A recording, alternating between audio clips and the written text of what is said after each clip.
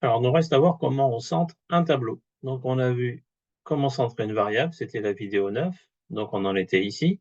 On a vu que la moyenne d'une variable centrée était nulle. On a vu que ça revenait à changer l'origine, que ça revenait à une translation, et qu'on pouvait représenter sous titre, évidemment, de récupérer de l'information, la variable centrée. Alors, qu'est-ce qui se passe quand on en a deux?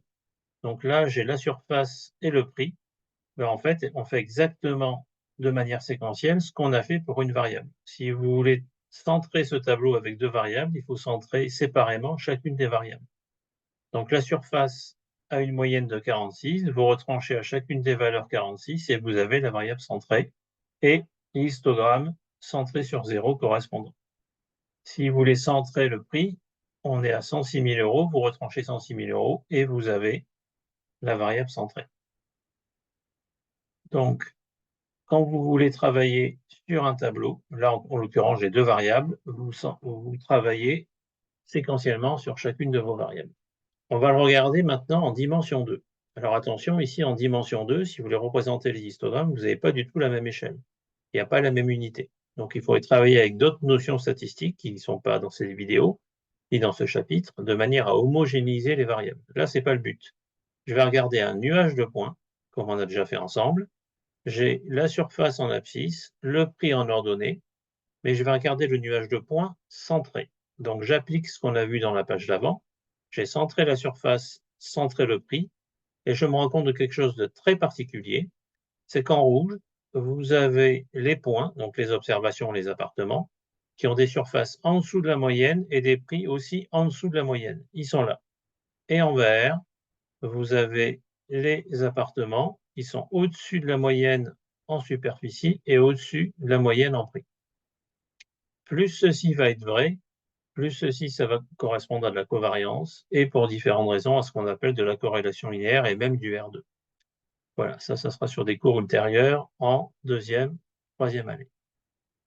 Donc on a vu ce qui se passait avec deux variables, on centre indépendamment de l'autre et vous avez votre tableau centré. Alors avec P variables, on pourrait dire c'est plus compliqué. Ben non, parce que si avec deux variables on fait de manière séquentielle, on va le faire de manière séquentielle avec P variables. Donc là, vous avez la température moyenne par mois dans 10 villes françaises. C'est en degrés Celsius. Donc on a l'évolution au cours de l'année. Donc il fait plus chaud les mois d'été, on est dans l'hémisphère nord, et plus froid l'hiver. Bon là, c'est pas forcément facile à analyser. Je ne dis pas que ce que je vais vous montrer est extraordinaire, mais en tout cas, hop, je centre.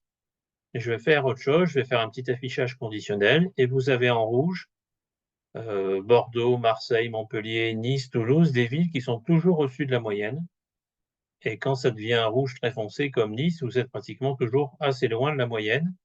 Alors pas du tout en termes d'écart type pour ceux qui connaissent, c'est pas l'objet ici, mais on a déjà une image de ce qu'on a dans les données. Vous avez en bleu, comme Vichy ou Strasbourg, des villes où il fait relativement froid.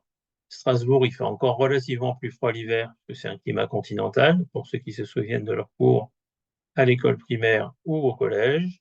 Et je vous ai mis ici en jaune Brest, une ville un petit peu particulière, puisqu'il fait moins chaud l'été qu'ailleurs, vu sa situation géographique et le climat que nous avons dans cette région. Par contre, il fait relativement plus chaud que la moyenne l'hiver, plus de 13 degrés en janvier et plus de 15 en décembre et plus 1 en novembre.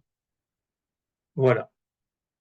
Donc le fait de centrer un tableau, ça revient tout simplement à centrer chacune des variables qui composent le tableau, chacune par rapport à sa propre moyenne.